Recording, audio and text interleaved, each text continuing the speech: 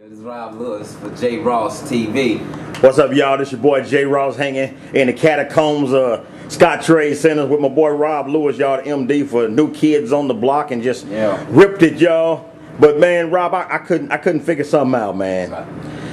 All that production. I mean, y'all got lights flashing, y'all got paper flying. I mean, it's just like monkeys flying all on strings and everything. Now, as an MD, man, how do you, what's what I'm looking for? How do you get all that stuff synchronized?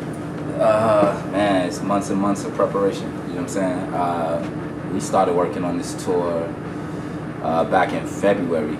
The tour didn't actually have its first date until May 25th. So pre-production is important, you know what I'm saying, getting the songs, the song list together, what order, you know, before you even get into like arranging, you try to put the set list together based on feel, like based on how you think you want the audience to feel as the show goes along. You want to hit them with a big bang, you want to keep that bang up at 11 for a certain time, then you can bring them to 8.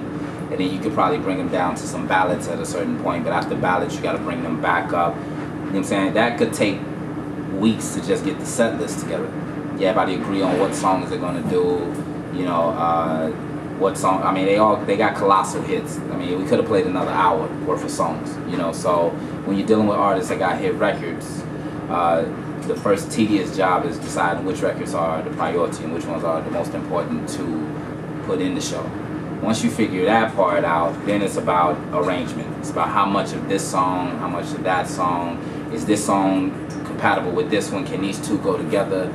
Is there a cool way that we can mash up this song with this song and kind of make a segue or intro or an outro or whatever to kind of bring it all together? That process started in February. So from February, March, April, we went into rehearsals, late April. We rehearsed for 3.5 weeks, actually 4 weeks, 3 weeks of production in LA and then production rehearsal at a venue in Ontario.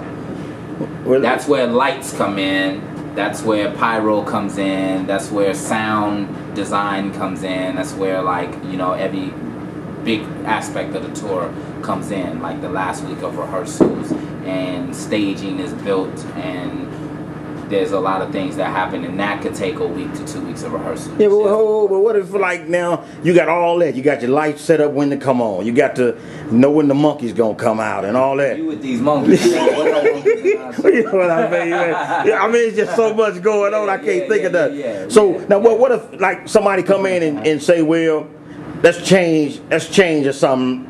Then what happens, man? How you work that out? I mean, a change could take, you know, an 8-bar change. An 8-bar change could take days to just implement. You know what I'm saying? Like arranging what the 8 bars is gonna be. Then my programmer Kevin Cofield, we call him Crunchy out here.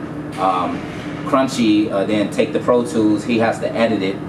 You know, make the room. Once he makes the room, the band fills it up with whatever the arrangement is going to be, whatever that 8 bars is. Usually that could either come at the beginning where, you know, one artist doesn't have enough time to change clothes. So we need to add another 8 bars here before they come out. Once they come out on the 7th bar, then lights have to start showing and flashing this way, or the spotlight comes here, spotlight comes there, or whatever. Then if there's a pyro break there, when the pyro hit, you know what I'm saying? So the pyro hits on the 4th beat of the 7th measure because we break right there. Putting all those elements together and staging where the artist is going to be on the stage. The lights hit right where they are, the pyro hits, the band has the arrangement, the Pro Tools is cool, and it's seamless. Could take days. If we have 4 shows, we'll probably say, yo, we'll try to put it in on the 4th show.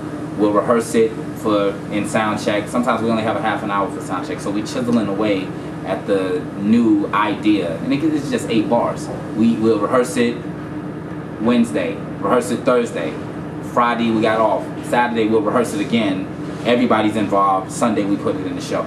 Then you do all that work and then find out that it don't work.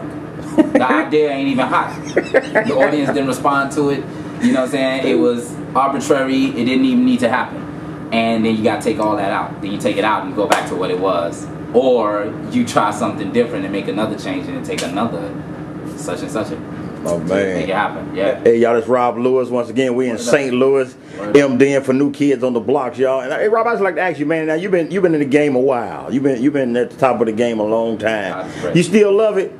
Yeah, I love it. You know what I'm saying?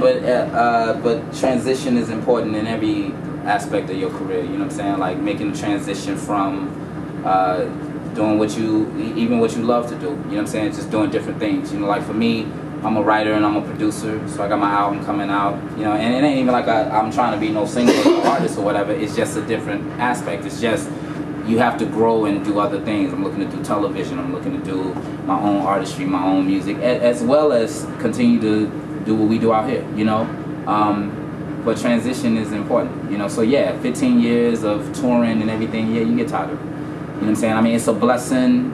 We're grateful. You know what I'm saying? But you can't. You know, some people want to do this their whole career. I don't necessarily want to do it my whole career. You know what I'm saying? I got kids. I got a beautiful woman. You know what I'm saying? I got a new city that I'm in. You know, and it's you want to enjoy the family life. You want to do. You know what I'm saying? You want to do other things. Yeah, but pay the bills and what you don't have. Man, so, you don't have food stamps. So you see why we here. You know what I'm saying? Like we still here. So the transition is slow. I've been trying to make a transition for 5 years. So now what's the name of the new album gonna be? New CD? Well, you got one yet? Yeah, I got it, but it's to be determined. You know what I'm saying? I'd rather people hear it first, and it's called The Masterpiece. Okay. It's called The Masterpiece, and not in an arrogant way, but you know, I've gone through a lot in my life in the last 5 to 10 years that has helped me. The mistakes I've made, especially, has helped me develop to the point to where I am as a man and a musician and a writer and a producer. And this work of art that I've been chiseling away at for 7 years, I'm gonna finally unveil and say, here it is, you know.